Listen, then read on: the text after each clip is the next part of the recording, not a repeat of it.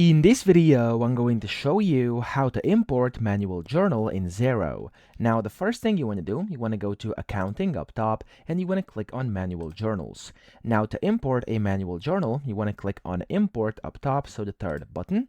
And then from here, as you can see, there we go, it's going to give you kind of a quick how-to. You have 3 steps. The first one is you're going to have to download their manual journal template file. So it's going to be this one. Click on it to download the CSV file. Then what you have to do is copy your manual journal into the template. So go ahead and open up this template inside Excel or a similar program, and you can go ahead and basically just populate it with your data. And as you can see here, it's important that you do not change the column headings in the template file because it's not going to work if you do that. And then down here, as you can see, it says step 3, import the updated template file. So you simply, whenever you do that, click on browse over here, you select the one that has been populated or filled in, click on open, click on import over here, and that's essentially all you have to do. So as you can see, for me, it's been imported, and I'm just going to click on complete import, and that's it, okay? So I hope this video helped you out. If it did, please subscribe to the channel and help me out as well.